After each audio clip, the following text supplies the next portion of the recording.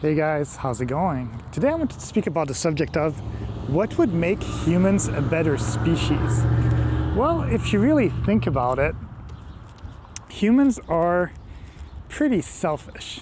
I feel the fact that we have properties, the fact that we live in a society that is mostly based on money, on the fact that you need to be able to make a certain amount of money in order to be considered a decent person in our society, the fact that you have to have a certain type of education in order to be considered smart and all that stuff. I do feel that in order to make humans, in order to make our society better, we would need to basically overcome that.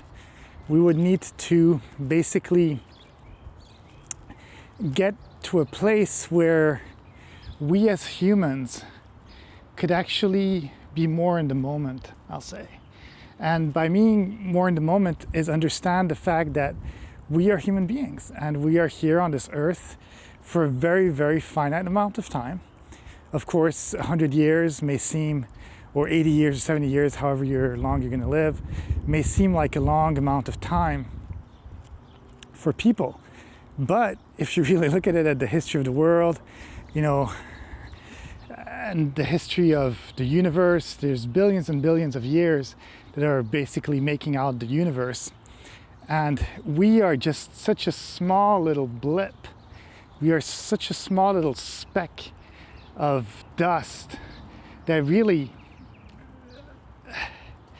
the fact that we are so selfish in some way, living as if we are living forever, as we are alive forever.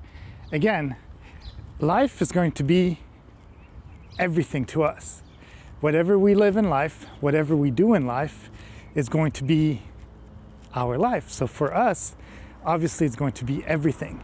Same with our families, same with the kids we have, which are family, same with the friends that we have. They are our world. And I feel that it's the same thing with basically anything really in our life. We know what we know. If we're born in America, we know America. If we're born in Europe, we are born in Europe. And this is where we need to start in order to better ourselves, kind of maybe start worrying a little bit less about the silly, trivial things, I'll say. Because, we gotta admit it, a lot of things are trivial in life. Literally. Like, we may think that something's important, we quarrel with someone, and then we realize very fast in some way that maybe whatever quarrel we were having was actually not that important. I say that sometimes if you can't even remember a week later or 2 weeks later why you were having an argument with someone, be it because you were driving your car and somebody cut you off, or be it that at the supermarket somebody bumped into you and it just made you mad for some reason or another because you were having a bad day. These are the kind of things that really, realistically, you think and you go, well, are they that important? Are they that... Even look at wars.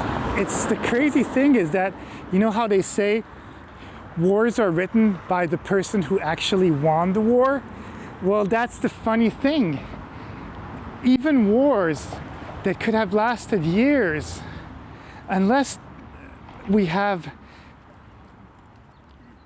cameras and stuff like nowadays, we have TV reporting on it and stuff like that. In the old days, those wars were sometimes written about, and we go on the speculation from whatever society was able to survive the most, and then we say that the war, that the event, the crucial event in that history of the population happened, and it led to this point in history. And that's where it gets kind of interesting. So we need to realize, first of all, that if we're born in a country, if we're born in a city, if we're born anywhere else on this earth, we are not born just in that place. We are actually born in the whole world. And bigger than the whole world, we are actually born in the universe. And not just our little Milky Way, we are born in the whole universe. And it seems kind of weird because you know how they say that the universe is expanding, that space is expanding, that there is so much more that we don't know, and it keeps on expanding even beyond that. Beyond our matter, there would be antimatter, and now they're talking about, for example, a parallel universe where basically time is actually flowing backwards. But the thing is that time is not really flowing backwards. It's just that the physics compared to our universe are reversed. It's kind of like yin and yang. For every male, there's a female, right? So for every positive, there's a negative. And it's not because in one universe, the physics are reversed from ours, that their time or our time is backwards. Both our times can be forward and both our times can be backwards. It just depends how we look at it and what perspective we are going in. And it's not because the physics are going backwards that now people are going to be walking backwards. It just means that the physics are working in the reverse polarity, in the reverse order than ours, and it just creates a different type of world. And that's where it gets kind of interesting. It kind of shows how for every situation there is a different situation, and there is a different perspective, and there is a different way of thinking or a different way of doing things. And it's not because one thing is done or has been done or will be done in the same way for a long amount of time that actually things need to or have to always be the same.